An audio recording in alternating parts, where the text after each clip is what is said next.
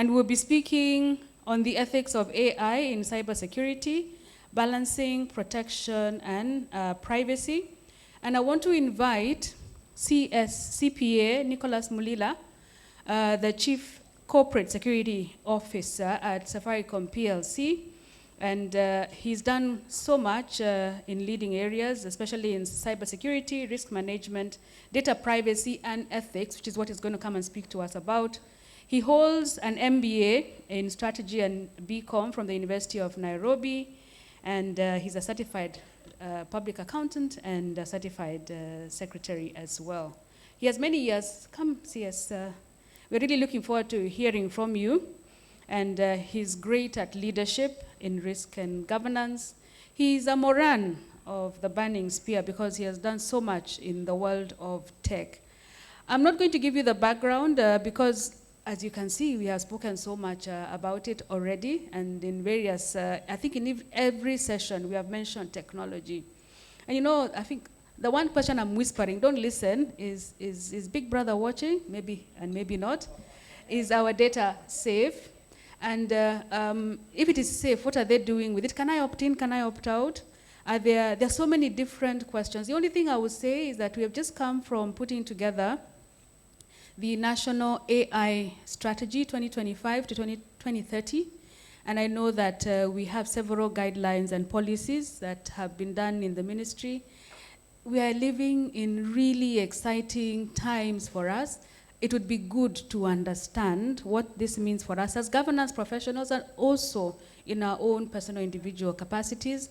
What are the ethics in AI, particularly in regard to cybersecurity, protection, privacy, opt-in, opt-out? Are we safe? Aren't we safe? Where are we going from here? Those are the questions that CPA Nicholas Mulila will be speaking to us this afternoon. Put your hands together for him as he comes in. Thank you.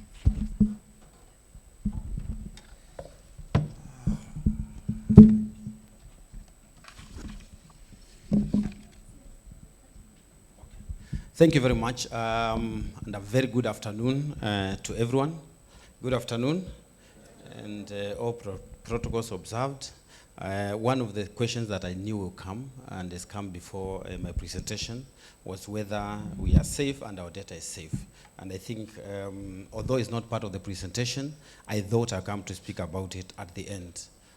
So I'll answer that question before I exit this stage. My name is Nicholas Mulila. I've been at Safaricom for the last 24 years. This is my 25th year.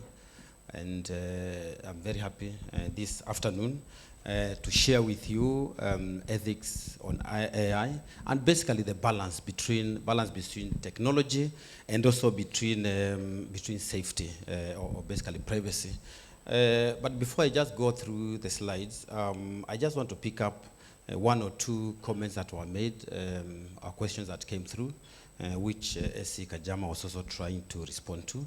Honorable Speaker of Kakamega County was asking how we can leverage AI and ML to do public participation. And I just wanted to put two challenges out there. One, just like SC said, it's always important to use as many mediums as possible. Today, if you want to do participation, virtual participation, then the system you are using must be auditable. You must be sure that it is SC, it is Nicholas, it is everyone here who is actually participating. Because you can easily go through a session where you have 1,000 people, but at the end of the day, you're actually speaking to one person. So it has to be auditable. You must make sure that you have those details. The other element then is the question around how do we ensure that we take care of those marginalized areas. It is true that in the country we have a few areas where network is not as good as it should be. You have areas where you may not have 4G, 3G, 4G, 5G capabilities out there, and that is why the Communication Authority, for example, have a fund. It's called the Universal Services Fund, which is usually used to roll out network to those particular areas. But that said, we also try, even as both Safaricom and even Airtel, we try to actually roll out to those other brothers and sisters who are basically out there.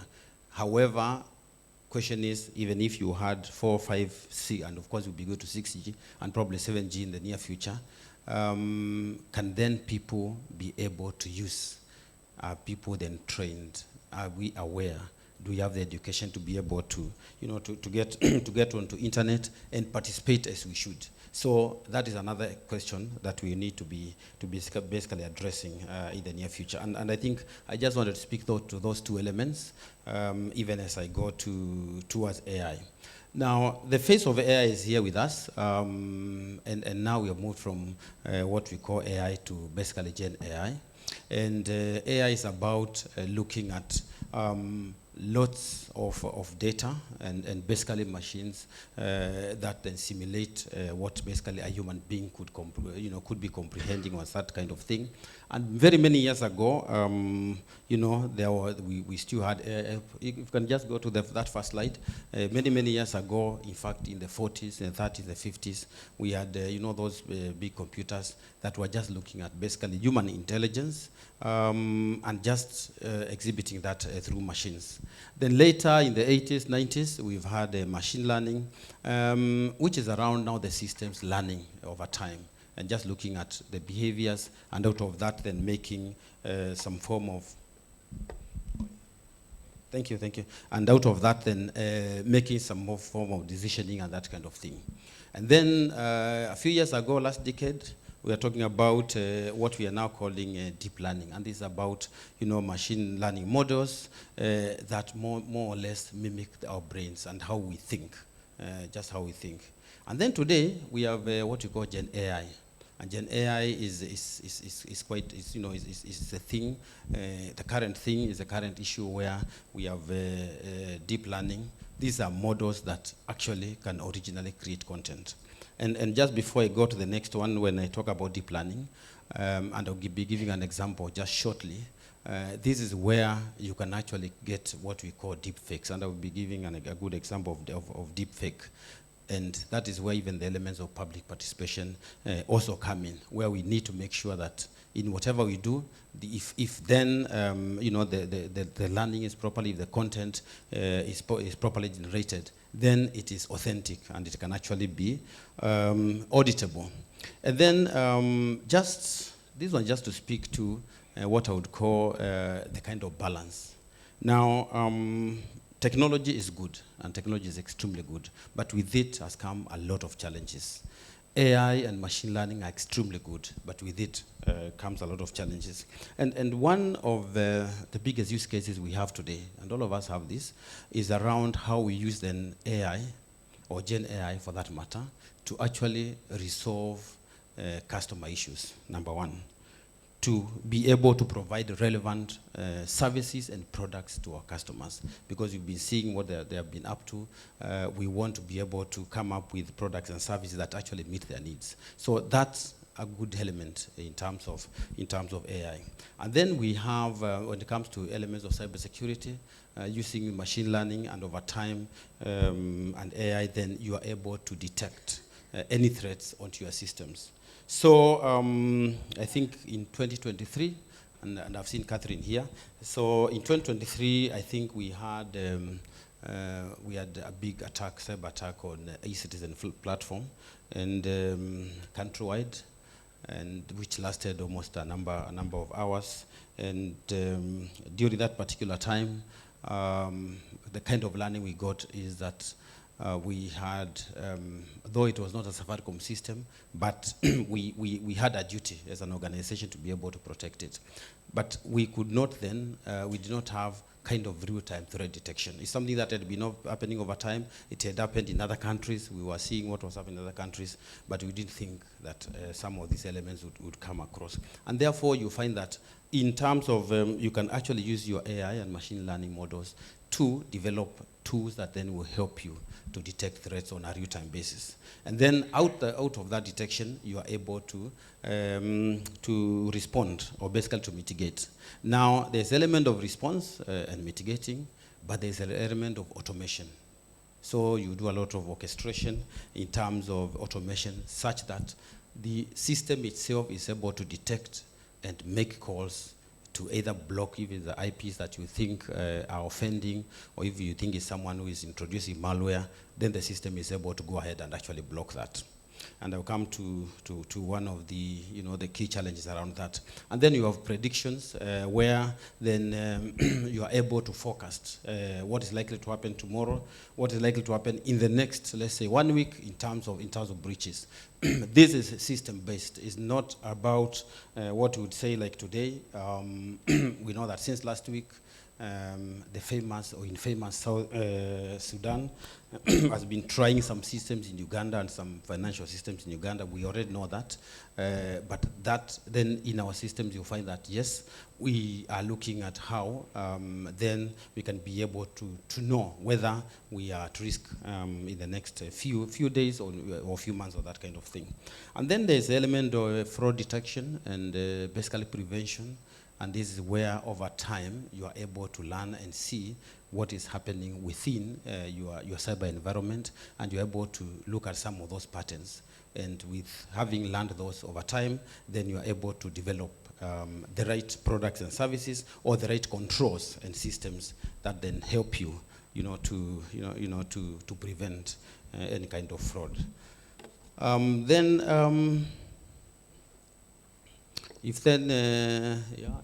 So just some of the quick facts about AI. So one, AI learns on vast amounts of data. First of all, vast amounts of data. And this particular data then is grouped logically, and then AI is able to make some form of decisions. One caveat though, if you have the wrong data, then the decisions will be wrong. Let's always take that. And then, of course, you have now people who are, it's us who actually generate that data. It's subjects that generate that particular data, and then over time, it becomes now a kind of basically kind of learning. And then, of course, when it comes to some of the elements that could deter, or some of the challenges that we have and things that we have to adhere to. Of course, we have the General Data Protection Rules, European ones. We have the Kenyan Data Protection Act. Those are just the two. We also have the Cyber Crimes Act, which was passed, I think, sometime last year. So those are some of the elements that we have to look at in as far as development of AI and in cybersecurity is concerned. And I just wanted to quickly just tell this story of this finance worker, which I still relate. I want to relate it to the issue of public participation and deepfakes. So this is a story of last year. It's a factual story of last year. Some big organization in China where one of the finance guys got a message, an email actually, from their global CFO seated in London, and he was told, we need to make some payment of $25 million to an account or to some company that they did not know. And while the guy was still thinking about it, he now got another message said, actually, we need to go on a video call, so that we can have this discussion, because this payment is required immediately. And of course, he was sent the link, and they joined the link. He was on a video call. He could see the global CFO. The guy he knew so well, and he knows him very well, could see a few other colleagues there. And then they went on with the discussion. And of course, during the video call, he made the payment of 25 million shillings. And then 25 million, not shillings, dollars. And at that particular point, he actually remembered this could have been a phishing attempt. And number two, I should have actually called the global CFO. And of course, he called him. And the guy was seated in his office in London, going on the normal life, normal office life. That's when they realized that they had actually lost the money. Yeah? So those are some of the elements then that we have to look at, even as we continue on the good journey in terms of technology. So lots of things are happening. And of course, we can talk about the global CFO and everything else. But even locally here, and we see these things on WhatsApp, we are seeing a lot of deepfakes, yeah, isn't it? You get a lot of video clips here and there, which are attributed to people, yeah, to public figures. And actually, you can listen to someone making some comments, and you know probably it is not true, isn't it? So we're able to see that. So those are some of the things that we must make sure that we look at. So even as we continue, to drive in this particular era, we must continually make sure that we have basically proper safeguards. It's a big element that cybersecurity guys are looking at, just being able to make sure that we can then authenticate. And basically some research was done by one of the big cyber organizations across the world called Convergion, and basically what they were asking executives, what worries you most? Yeah, what worries you most in as far as Gen AI is concerned? And some of the worries are exactly what we are talking about here. The elements of lack of transparency, isn't it? The issues of privacy, whether my data is safe, whether my resources are safe. Yeah, the elements of whether this Gen AI then introduces weaknesses into the system, which is what we would call vulnerabilities. Elements around data breaches, then what happens? How do I make sure that I will not suffer a data breach? Issues around traceability, which I said, in whatever you do, whatever system you have there, please make sure that it is auditable. At the end of the day, you are able to get, some form of information. And of course, the last one is misuse. And then we had 2% who said they had no concerns. Basically, that tells me that they have actually not interacted with the Gen AI. So because everybody will have a particular big concern as far as this is concerned. And then we have some of the dilemmas or the elements that we then have to look at. I talked about AI being about the processing, of vast and big amounts of data. And of course, that creates privacy concerns. For those, whether you're in public or private sector, every day you interact with the personable, identifiable information, which could be my ID number, for example, my full name, my bank account details, my credit details. And wherever you go, whether it's in public, especially whether in public sector, and you want to be served, every time bring your ID and that kind of thing. That's my personal data. Yeah, that's my personal data. And whether it's within this space or not, then it introduces, questions around privacy, whether actually my data is safe. And therefore, if you look at some of the tools that are then used, some of those tools that are used then are used because they continue to interact with PII data. The question will always be, are you going to make sure that when you have to share that data, you make sure that you don't share my personal data, unless I have given you consent.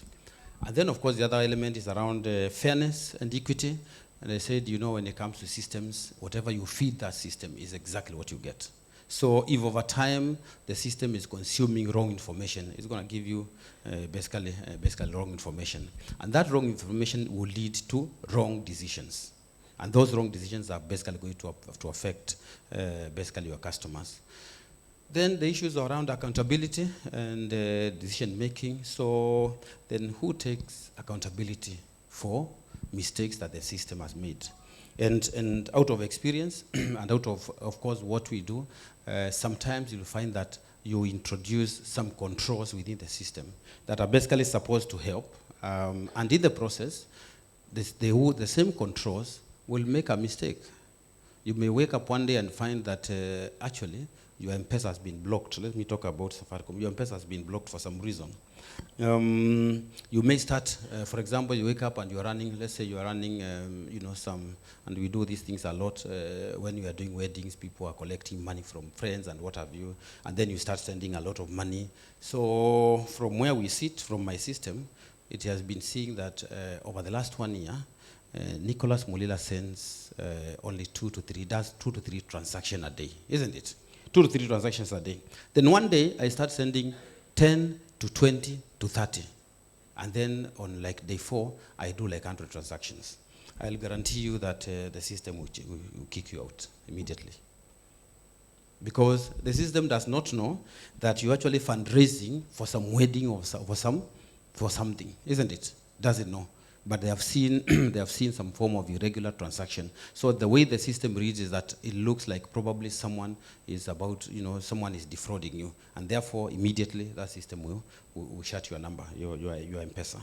And so those are some of the things that then we have to basically make sure that we consider. But over time, that's okay.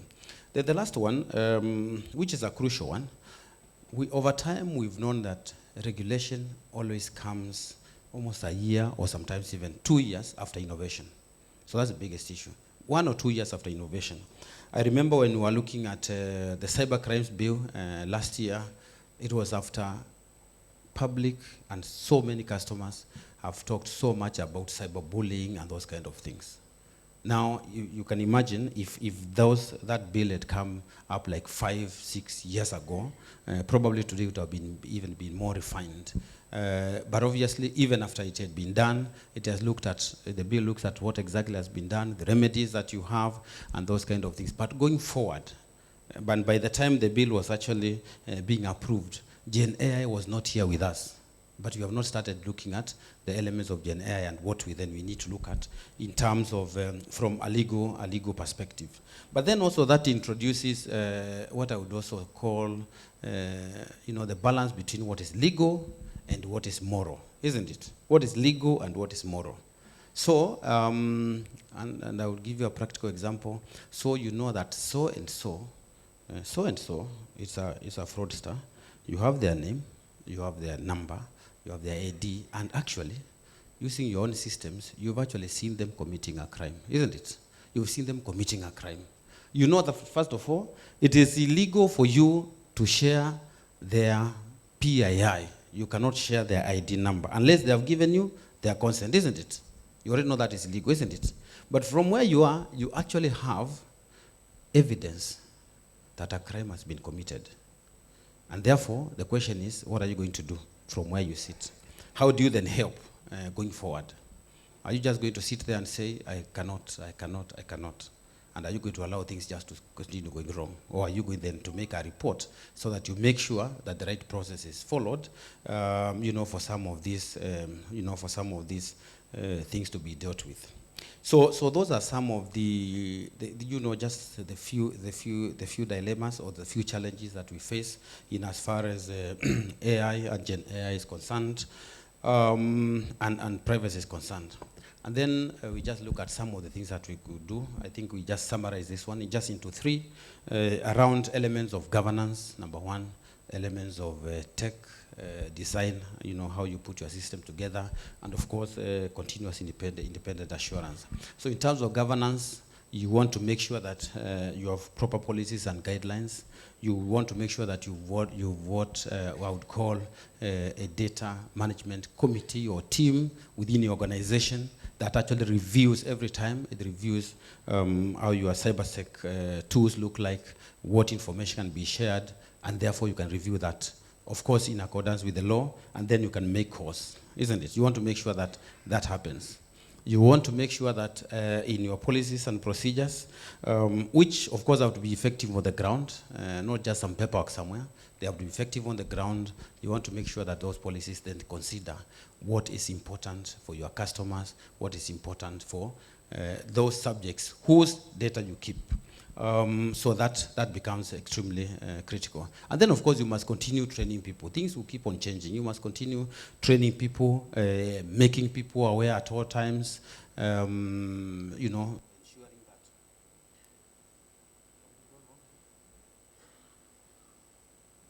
that. Thank you. Yeah, just ensuring that, first of all, especially if you have staff in your organization that interact with sensitive customer data, those people know how to make sure that they keep that data safe.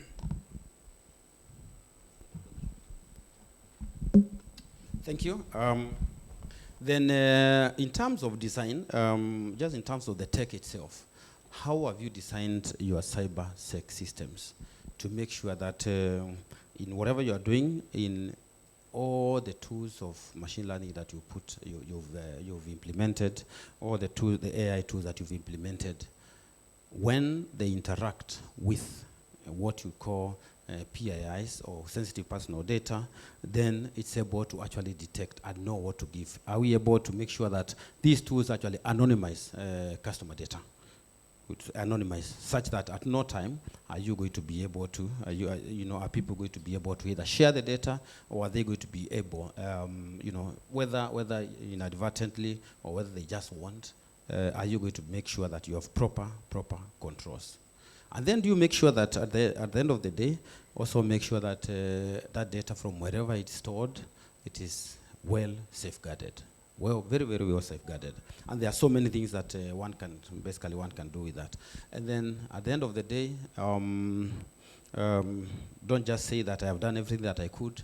Always make sure that you have people, you have independent minds who come and look at your systems every time. They look at those policies of yours. They help you improve, and they help you, of course, basically protect customer data. The last thing I just wanted to show you is, sorry.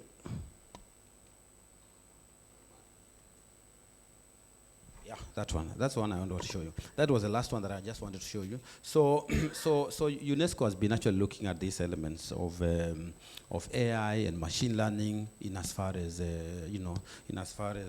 human rights are concerned, and they've come up with about 10, what I would just call 10 principles that they're looking at. And I think this is important for all of us, especially for those who are going to continue to implement AI and machine learning systems in as far as their tech or even cyber security is concerned. So one is around ensuring that you do not do any harm, to public, so that in whatever you do, just make sure that you do what is enough. Don't go beyond what you should be doing. Don't go beyond basically what is necessary. Make sure that you prevent harm on the side of your customers or basically public. Then there's issue of safety and security, and this speaks to the area of, especially the area of the tech itself. Just make sure that you do what I would call safe and secure by design in whatever you do. Always make sure you've done proper risk assessments, you've looked at the safety, and if there are any risks, then they are properly mitigated. And if you can avoid them, just make sure that you avoid. And then there's the issue of right to privacy and protection. And here we say that people's privacy must be protected at all times and in the whole process of all this data that you're going to be collecting. Whether it is historical or whether it's predictive, just make sure that you protect the privacy of the people. And then, of course, there's the issue of stakeholder engagement, which you have talked about, and it's been talked about by various speakers here.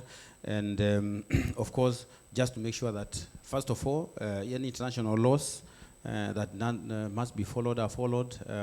Data, for example, that should not reside outside the country. Nowadays, people talk about cloud and that kind of thing. There are some areas where countries have said that our citizens' data shall not reside in another country. So if the rules are like that, you just make sure that in whatever you have and whatever you do, you are following, more or less the international and the local law. And then the issue of responsibility and accountability. And this is where I said, in whatever you do, make sure there is oversight. There is proper oversight. There is a proper audit. Everything must be auditable. You should be able to go back and say, this and this and this is what happened.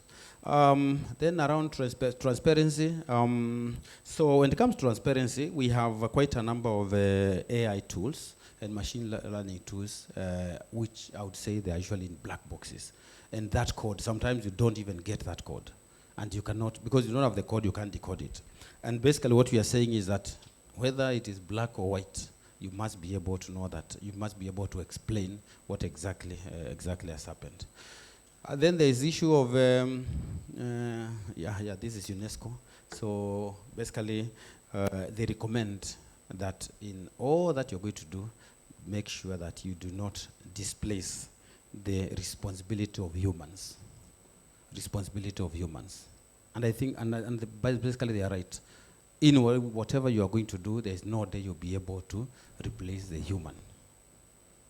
You use technology to make everything more efficient, everything more effective, to be able to deliver services faster and that kind of thing. But at the end of the day, I think the human beings will still come and make some determinations. Then around sustainability, of course, everything in tech, we always talk about sustainability. We talk about just, at all times, just ensuring that in the future, just ensuring that we also go by the UN Sustainable Development Goals, and that in the future, in whatever we are doing, is not going to affect our environment in any way, and that kind of thing. Then I talked about the issue of awareness and literacy, public understanding. At all times, you must not leave anyone behind. And I know I talked about it. I mentioned it earlier on when I was talking about, yes, today in the country, I think between Safaricom and Airtel, there are about just slightly over 20 million 4G SIM cards, just 4G SIM cards. In terms of 3G and above, which will enable you with good data speeds and that kind of thing, we have penetrated very, very highly.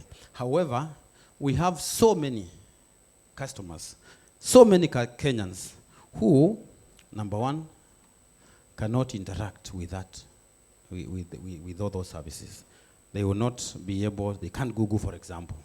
They cannot go into those video calls that we want to do, isn't it? We have so many Kenyans. So there's a big element around awareness and training which will be required so that everybody is able to know, yes, I have this gadget, and with this gadget I can do 1, 2, 3, 4 things.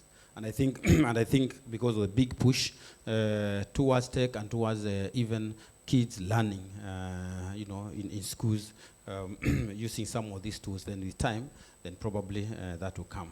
And then, of course, the last one is about fairness. So in whatever we do, and of course, this becomes a big element, especially for our public figures. So every day, and you saw last year, watu walisalimiwa sana. Yeah, watu walisalimiwa sana. Na watu wakisalimiwa, while watu walikuwa wanasalimiwa, sometimes you also have to think about that other person, isn't it? If you are to put on their shoes, you can imagine if you got 24,000 calls, 24,000 calls within like 2 hours, and as those calls, at the end of the calls, immediately WhatsApp blocks you because they have detected an anomaly. Like we were saying, those guys will not know what is happening to you, so they will see a lot of illegal activity on your account, and they just block you. So you have to go back and plead with WhatsApp to be reinstated. And the moment you've been reinstated, now you receive another 20,000 images. And of course, it was real torture. I think that time it was real torture. So it was real torture for some of the people.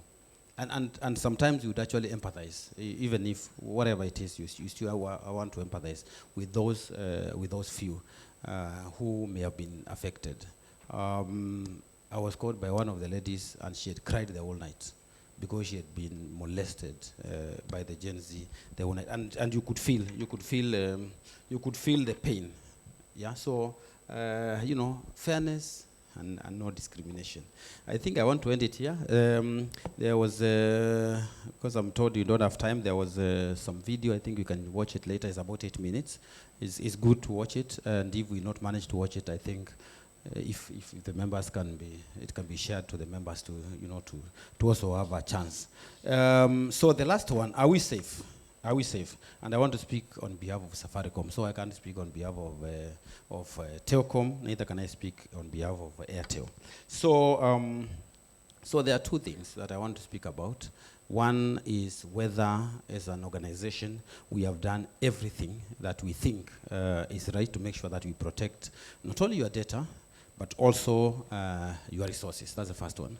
And then the second one is whether our customers feel that actually their data is safe, isn't it? So there are those two elements. And when it comes to issues of privacy, this is a program that we began even before the Kenya Data Protection Act was even discussed in 2015 and 16. That's when we started that program. And the reason we were starting it was because of the links that we have with Vodafone, and you could see something happen in Europe around GDPR. We were seeing this becoming a big issue. We saw a big organization like Facebook being punished for not protecting customer data. So we just started a program out of, just out of, I would say just out of thought leadership, a program to make sure that we've now started collecting data and securing it or transmitting it in a safe manner.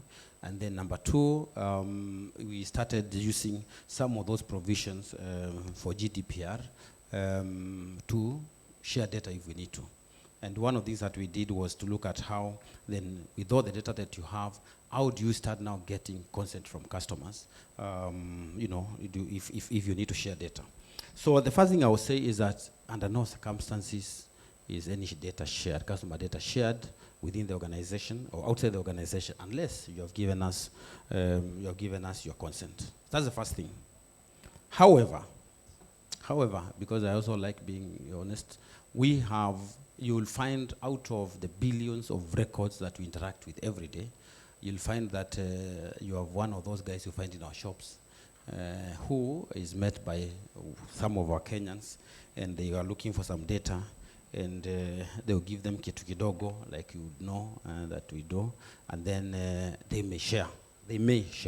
So you'll find that we'll have, in a full year, we'll have like a maximum of about between 30 to 35 cases in a full year, which are basically dealt with on an ongoing basis. So that is done. But besides that, we also realize that many of us here, and in this room actually, also share data, either our own data, either inadvertently or because we want to share. We also do that. And so how do we do it? So we walk outside here, we do our tea, and you want to go out in the evening after today's program, and then you are going to call for Uber, isn't it? So that Uber will come and pick you from here. How does that driver know where you are? How does that driver know where you are? What have you done? You have shared your location, isn't it? And therefore you have shared your data. And even as we go on, we need to make sure that we talk to people about some of these small things. They may look small now, but it becomes very big when things go wrong. Another good way of sharing data is, because all of us here, we are in groups of WhatsApp. We are in WhatsApp groups of different things, some high school, others university, others even members of ICS, and others families. So in those groups, you also get a lot of links. Sometimes you get links and you just go on, you click, isn't it? You click onto that link. And the moment you click onto that link, what have you done? Most of them, you share your data.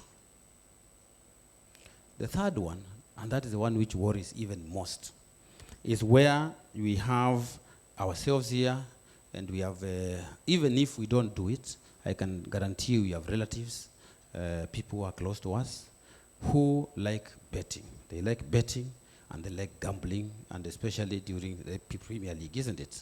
Sindio? And they also borrow. They also borrow from Tala and Branch and wherever.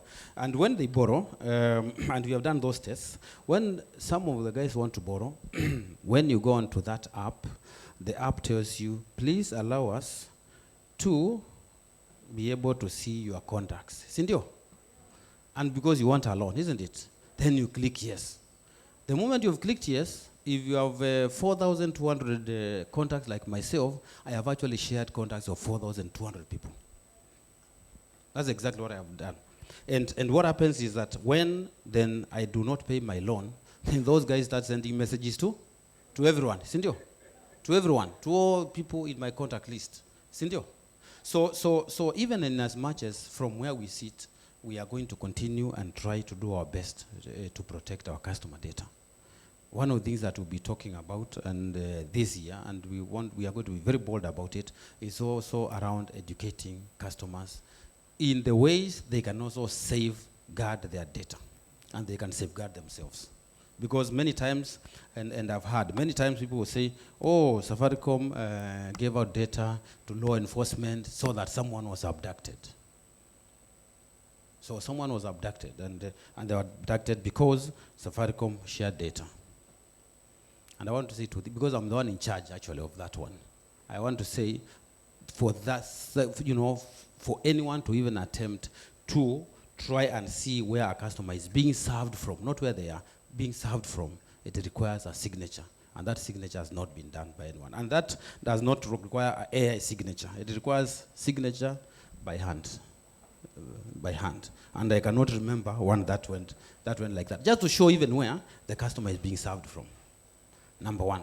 Number two, even if I said that, Madam Vice Chair here is being served by a site which is at White Sands, isn't it? Sorry, at Pride Inn today, because that's what you can see. Unless I know her, unless I have a photo, and unless I know her, even if I came here, will I know she's the one? Will I know she's the one? So she's going to be, how will I have helped her to be abducted? Yeah? So I have to, a lot of work will have been done, for example. A lot of work probably would have been done if someone is a person of interest, but it will have nothing to do with any, and this one I can even also speak on behalf of Airtel, it will have nothing to do with any mobile operator having to say that Nicholas is so-and-so, is this one, and that kind of thing. Yeah? And then the last element about sharing our own data every time, and especially, the younger ones, they always take very nice photos of themselves. They say today I'm in Pride Inn, and then they are very happy. They will say, tomorrow I'm going to be in Serena. Now the day after tomorrow I'm going to be in Malindi, and they are taking photos. Now the other day, after that, I'll go back to Nairobi, and this will be enjoying. Isn't it? They have now given their full identity, they have given their full everything. Isn't it? And therefore, if I'm looking for them, what will I do? See, I'll wait for them in Nairobi. Tutapatana hapo, and of course they have the photo and have everything. Isn't it? And they have shared all these things. Isn't it? And then at the end of the day, there are those who are also being DM'd. You are sent a message on DM and you are told, by the way, I can send you something, just give me your number. So you are told, okay, fine, you give the number. You're told, okay, come to this place, I'll give you the cash. Then you go to that place, you just take yourself there, and then you wake up and say, I have been set up by a mobile operator. I think we all have a duty to actually talk about these things very, very openly. And because I said some of these systems are auditable, and of course I know, and SC is here, and it can be the voice of people, I think one of the things that we have done is to open ourselves up for scrutiny. If you want to come, you can come and check. Of course, if legally, you can come and check. We have opened ourselves up. There's nothing to fear. I mean, there's nothing that has happened which is wrong. But our people must be made aware at all times in terms of things that they must make sure that they do to protect not only themselves, but also their loved ones. I want to leave it there and say thank you. Thank you very much. Thank you very much. I can take any questions or comments.